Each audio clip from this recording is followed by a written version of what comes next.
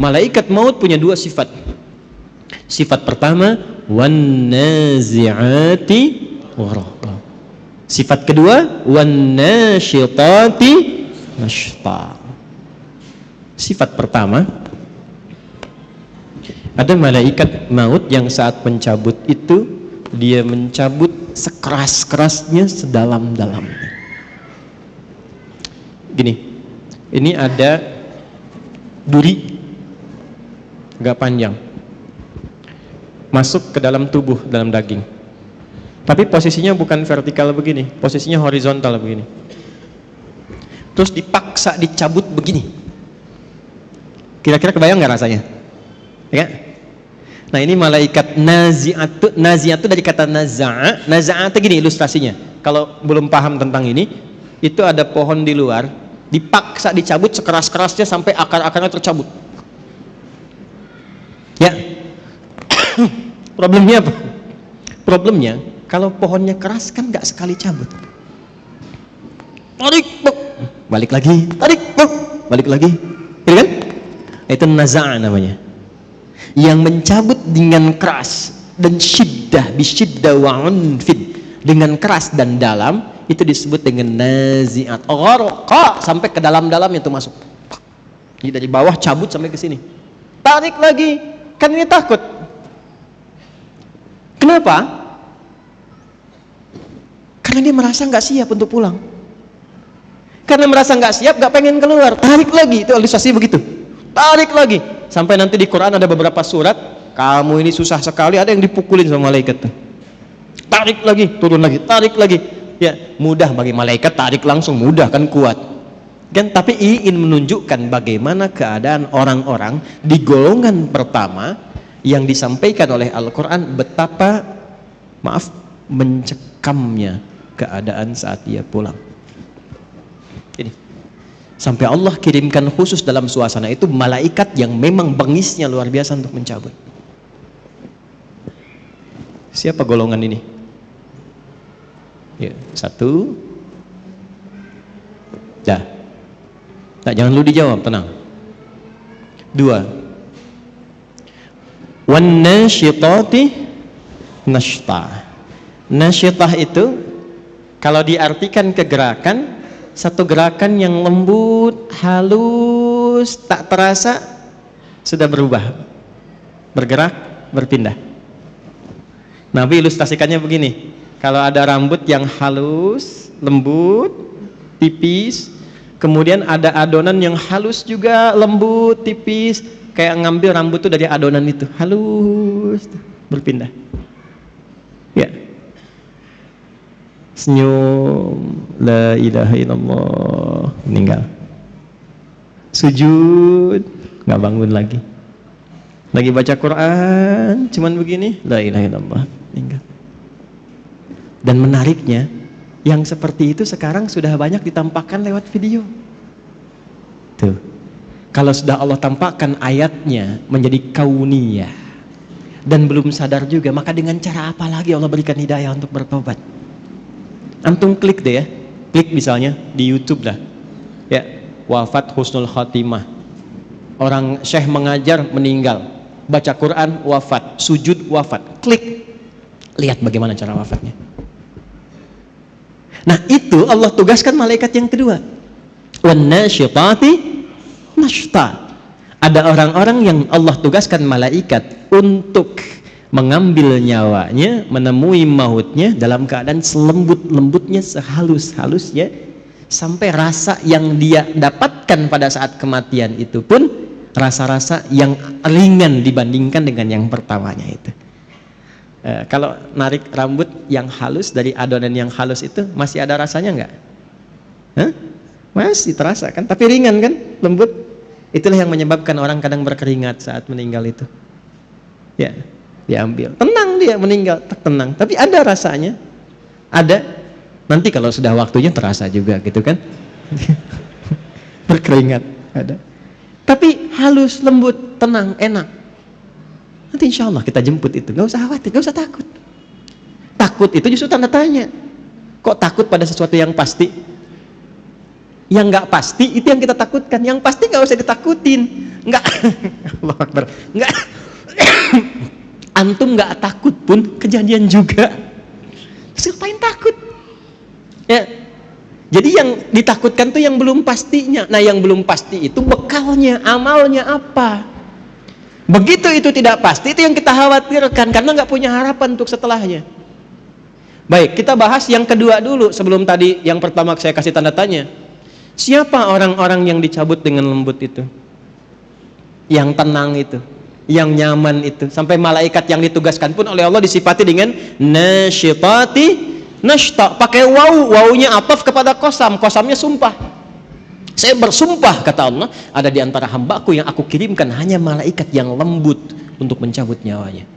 Sumpahnya Allah mengirimkan malaikat yang lembut, selembut-lembutnya untuk mencabut nyawa hambanya. Siapa hamba yang dimaksudkan di sini? Teruskan dulu ayatnya. Was-sabihati sabha, fas-sabiqati sabqa, fal-mudabbirati amra, sampai ayat 5. Allahu Akbar. Ini kuncinya.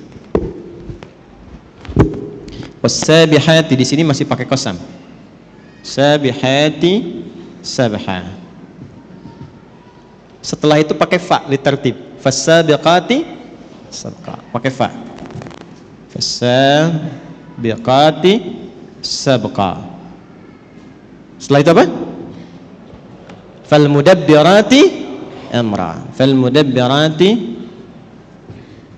amra. Dah sampai sini, sampai ayat 5. Ini kuncinya. Ini sindiran halus dan tajam sekali. Siapa orang-orang yang akan dicabut dengan lembut, dipisahkan dari kehidupan dunia yang mungkin dia alami keras. Jadi menariknya begini, ada orang-orang yang saat hidup di dunianya ini mungkin mengalami kejadian yang keras, tidak mengenakan, kasar dan sebagainya. Tapi ketika meninggal lembut sekali, halus, dan bahkan viral dia di alam langit. Bagaimana orang-orang ini kemuliaannya? Allah contohkan lewat tugasnya malaikat.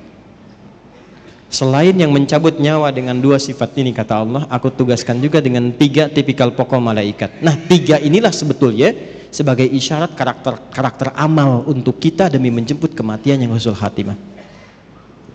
Sabihati sabha, aku bersumpah, aku juga siapkan malaikat yang tugasnya hanya bertasbih saja, dengan cepat, dengan indah, dengan kuat.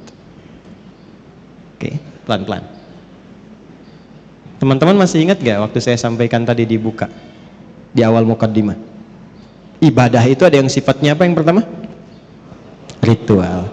Nah, ritual ini digambarkan di Qur'annya dengan kata-kata tasbih. Tasbih. Ibadah dalam bentuk ritual itu digambarkan di Al-Qur'annya dalam bentuk apa? Tasbih. Nah, menariknya apa? Semua alam ini diciptakan oleh Allah itu untuk bertasbih. Buka Quran surah 17 ayat ke-44. Quran surah 17 Al-Isra ayat 44. Dan tempatnya pun di surah ke-17 Al-Isra. 17 rakaat. Peristiwa Isra. Isra kan peristiwa yang didapatkan dari Isra dan Mi'raj itu kan salat kan? Nah, salat itu teman-teman sekalian itu gambaran tasbih untuk kita. Malaikat juga bertasbih. Tusabbihu lahu as-samawati as-sab'u wal ardu wa man fihin. Ada? Hah? Wa in min syai'in, terus oh, dapat. Walakin la tafqahuna tasbihahu. Tusabbihu lahu as-samawati as-sab'u. Semua yang ada di alam langit bertasbih kepada Allah. Wal ard, dan yang di bumi bertasbih. Kalau antum baca tafsirnya, ini misal yang banyak didapatkan tafsir Ibnu Katsir misalnya, yang agak banyak riwayat di situ. Itu ngambilnya dari tafsir Ibnu Jarir At-Tabari. Ibnu Katsir banyak ngambil dari situ. Yang tafsir riwayat ya. Kalau yang mau pendek-pendek, Jalalain, Tanwirul Mikbas itu pendek-pendek. Kalau mau ngambil tafsir riwayat tentang ayat ini, silahkan lihat. Itu akan mengambil satu riwayat di Mu'jam At-Tabrani, riwayat dari Abdurrahman bin Qutr. Ya, Abdurrahman bin Qutr ini meriwayatkan satu hal saat peristiwa Isra'nya Nabi sallallahu alaihi wasallam. Jadi begitu Nabi akan siap diberangkatkan antara Zamzam dan Maqam. Jadi ada makam Ibrahim, ada Zamzam di antaranya itu, ya dekat itu disiapkan berangkat dari mulai ke Masjidil Aqsa, naik kemudian ke langit. Itu apa komentar Nabi setelah turun?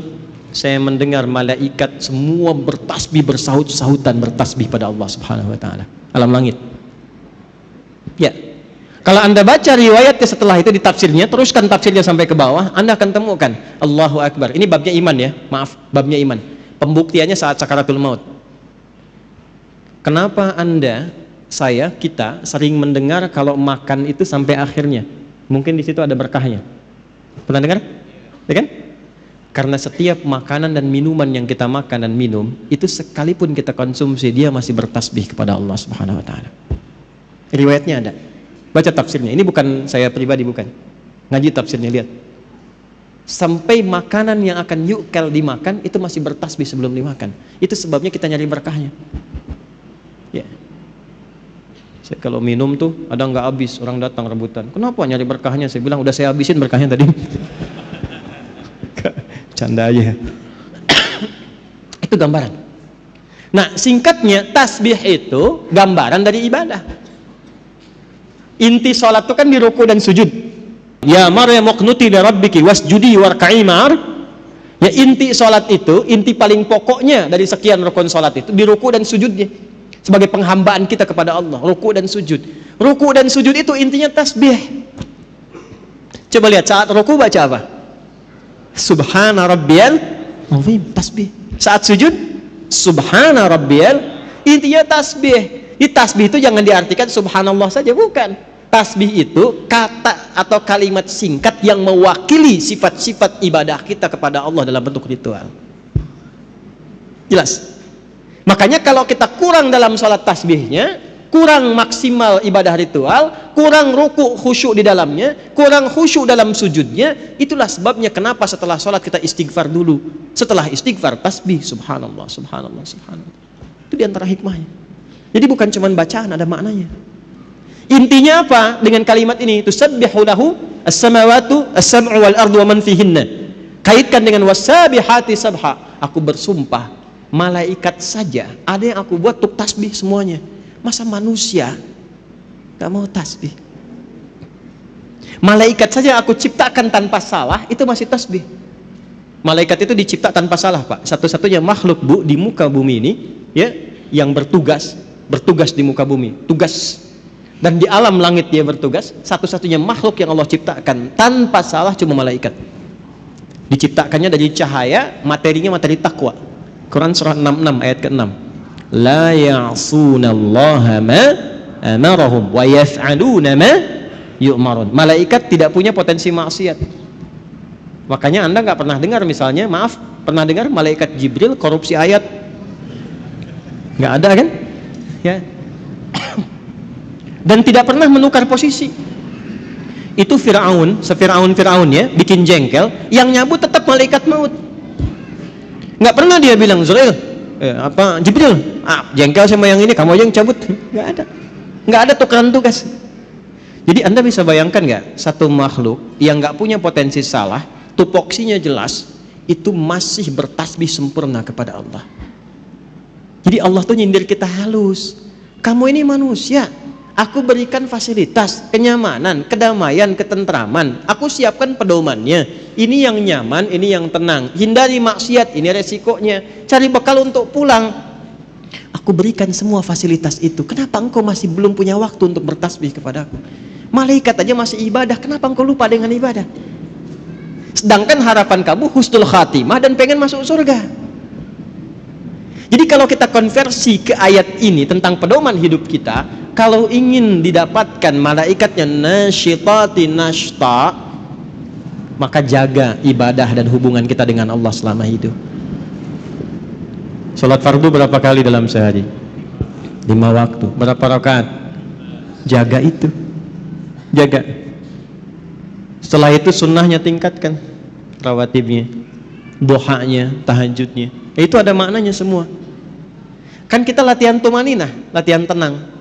Di antara dampak terbesarnya apa? Ini persiapan pulang. Orang yang punya hubungan baik dengan Allah, Allah perintahkan, dia punya hubungan baik dengan saya, cabut yang lembut, cabut yang halus. Yang diperintahkan cuma malaikat yang paling halus karena punya hubungan baik dengan Allah. Anda punya hubungan baik dengan pimpinan, mau berkunjung ke rumahnya, akses dibuka, kue keluar, kata-kata baik keluar. Anda nggak punya hubungan baik, kasar, jadi musuh, terus berharap pengen diterima dengan baik, susah. Satu. Jadi secara cepat, kalau diinginkan husnul khatimah, mendapatkan malaikat yang lembut dalam sakaratul maut dan surga yang terbaik, pertama, wassabihati sabha, teladani malaikat dalam rangka beribadah kepada Allah Subhanahu wa taala. Jangan tinggalkan ibadah ritual. Kalau masih yakin, masih beriman. Makanya kalimat salat itu dibuka dengan iman. Kalimat salat pertama Al-Baqarah ayat 3. Alladzina yu'minuna bil ghaibi wa yuqimunas, dan disebut dengan kalimat iman. Satu-satunya ibadah yang disebut dengan iman cuma salat di Quran. Itu di Al-Baqarah ayat 143. Wa ma kana Allahu liyudhi'a imanakum. Yuk, salat ya. Jadi kalau dulu kan, kenapa sholat? Supaya bahagia, hayya 'alal falah. Kenapa sholat? Supaya tenang. Ya kan? Kenapa sholat? Bukti mengabdi kepada Allah. Sekarang jawabannya setelah mengaji ini berubah. Kenapa sholat? Supaya husnul khatimah saat wafat. Malaikat malu kalau keras-keras nyebutnya ahli sholat, ahli la ilaha illallah. Nabi aja bilang, man qala fi akhiri hayati wa kama qala la ilaha illallah dakhala al-jannah. Siapa yang bisa mengucapkan la ilaha illallah di akhir hidupnya, terjamin surga untuknya. Tapi itu kalimat nggak bisa diapalin. La ilaha illallah, la ilaha illallah, la ilaha illallah, la ilaha illallah. Tapi sholat enggak. Nggak bisa keluar, nggak bisa. Nggak bisa. Susah. Nalkinnya pun susah. Nggak mudah. Siapkan dari sekarang. Ya, malaikat malu lah. Anda dekat dengan pimpinan. Nih antum ya, dekat dengan pimpinan nih. Taruhlah Anda misalnya, ya nggak usah contoh yang aneh-aneh lah ya, di kantor dengan pimpinan tuh, keluarganya bos masuk kantor, ya kan?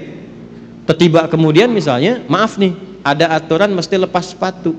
Kira-kira security-nya kasar atau lembut kepada antum tuh? Sedangkan sepatu antum kotor, pas mesti dilepas. Kira-kira saat diminta untuk dilepas itu dia akan lembut atau kasar menyampaikannya? Pasti lembut karena antum dekat dengan pimpinan keluarganya. Antum bukan siapa-siapa, sekantor nggak ada yang kenal, orang asing nggak jelas, pakaian juga nggak jelas, datang ke situ kotor semua, terus maksa pengen masuk. Kira-kira security bagaimana? Kencang,